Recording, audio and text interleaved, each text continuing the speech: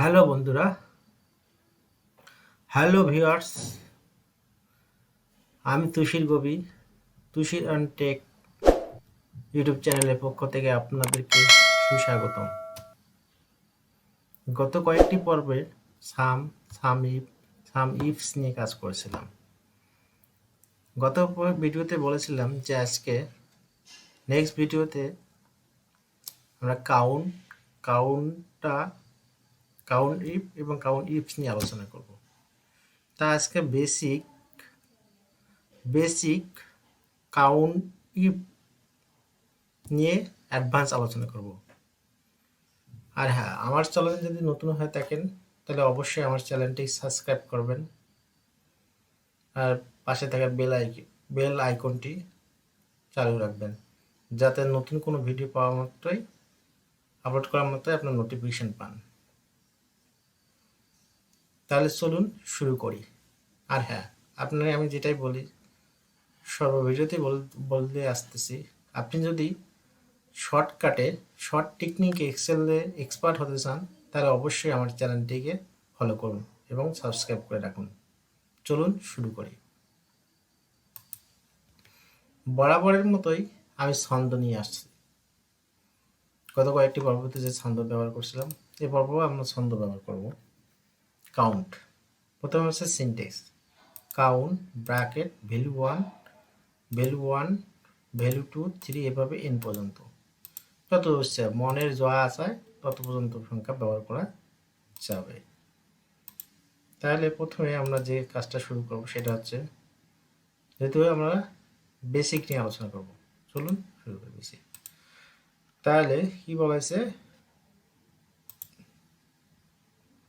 শুধুমাত্র নিউমেরিক সংখ্যা গণনা করে ক্যারেক্টার ভিত্তিক সব ধরে।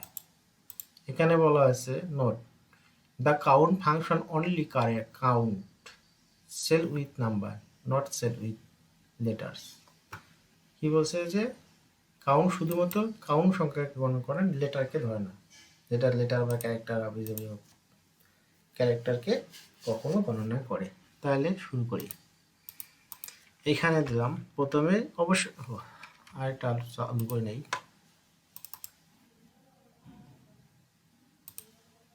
এটা একটা চালু করে একটা সুবিধা হবে, তাতে ক্লিক করার মতো বুঝতে পারবেন আপনারা যে কোথায় ক্লিক করতেছি। ওকে, তাহলে প্রথমে অবশ্যই ইকুয়াল দিয়ে দেবো। তারপরে কি হলো, কাউন্ট, এই যে কাউন্ট চলে আসছে, ট্যাব দিলাম, কিবোর্ড থেকে ট্যাব দিলাম, ভ্যালু 1 ভ্যালু 2 প্রথমে এই পর্যন্ত সরি এই পর্যন্ত চাই দিলাম, যে কারণ 2 আসলো। ওকে, কি বলা হয়েছে শর্ট টেকনিকে, কি বলা হয়েছে যে শুধুমাত্র নিউমেরিক সংখ্যা গণনা করে ক্যারেক্টার ব্যতীত সব ধরে।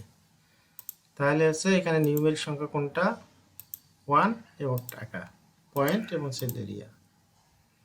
আর আছে সুলতান এবং ঢাকা এরিয়া, মুভিস নেম আর হচ্ছে সুলতান, এগুলো আছে ক্যারেক্টার, এই জন্য ধরে নাই। ঠিক আছে, এর পরবর্তীতে ধরলাম, এরপর আর কি আছে, কাউন্ট, কাউন্টটা। এটা আছে কাউন্টটাকে আমরা আগে ফর্মুলাটা দেখি। কাউন্টার কি দেওয়া আছে, ক্যারেক্টার এবং নিউমেরিক সংখ্যা গণনা করে মোট সংখ্যা ফলাফল প্রকাশ করে।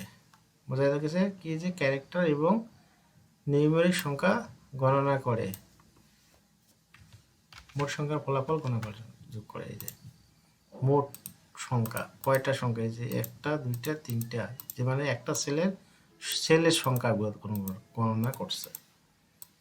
ওকে, বোঝা গেছে, কাউন্টে গেল।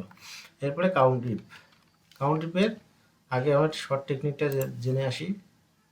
শর্ট টেকনিকটা আছে এরকম, যতটুকু জায়গার সীমানা যার শর্তে নির্ণয় করে তা জানা, যতটুকু জায়গার সীমানা। এবার ইকুয়াল দিলাম, টাইপ করলাম কাউন্ট ইফ রেঞ্জ, এই পর্যন্ত রেঞ্জ দিলাম। শর্ত আমরা কিসের শর্ত দিয়েছি, সুলতান ছবি যে আছে তার শর্ত বের করলাম। বাস, দেখেন এই যে একটা সুলতান আছে, আর এখানে একটা সুলতান। ঠিক আছে, বের হয়ে চলে আসছে, অ্যান্সার বের হয়েছে। এরপরে আছে কাউন্ট ইফস। এটা হচ্ছে অ্যাডভান্স লেভেলের কাজ, তারপর একটু পড়াশোনা করি যে কি। আচ্ছা, আগে আমাদের কি করতে হবে, আগে ছন্দটা নিয়ে আসতে হবে। ও syntax, criteria range 1, criteria range এভাবে যেতে যত যায় এন পর্যন্ত, এন সংখ্যা পর্যন্ত যাওয়া সম্ভব। যতটুকু জায়গার সীমানা, যার সত্য নির্ণয় তা জানা, প্রথমে রেঞ্জ বসে পরে সত্যের মান, এভাবে যত খুশি বসে যান। কত সুন্দর একটা শর্ট টেকনিক দেখলাম। বসাই কাউন্টিফ কি বলছে, প্রথমে রেঞ্জ, এভাবে রেঞ্জ দিলাম।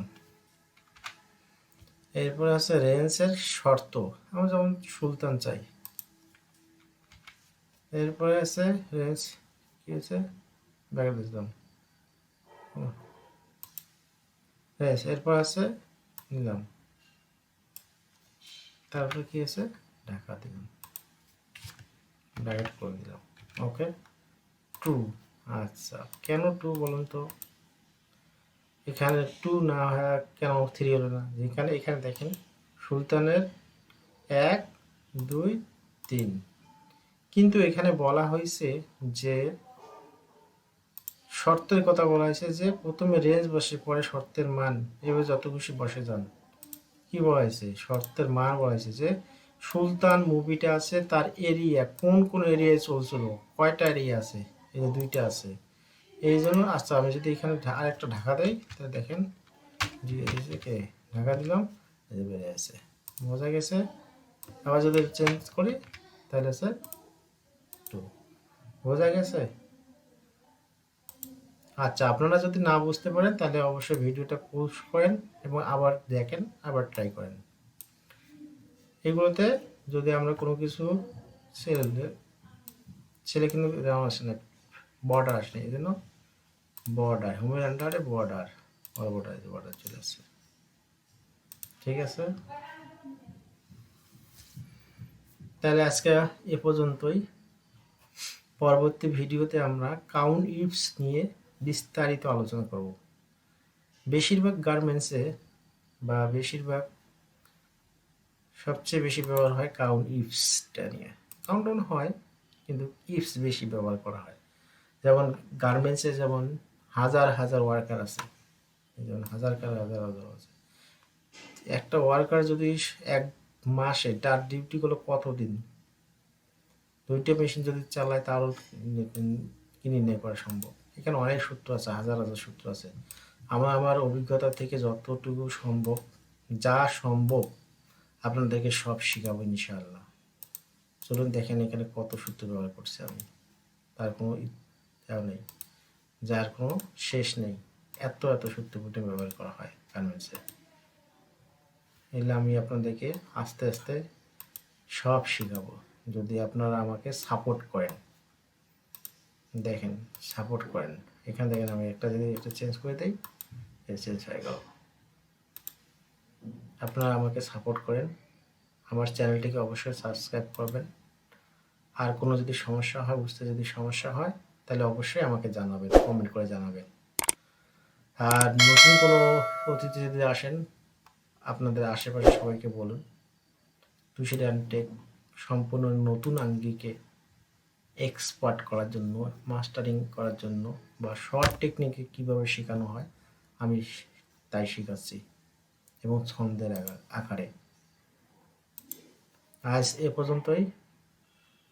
পরবর্তী ভিডিও আমরা সাম ইফস অ্যাডভান্স লেভেল নিয়ে কাজ করব।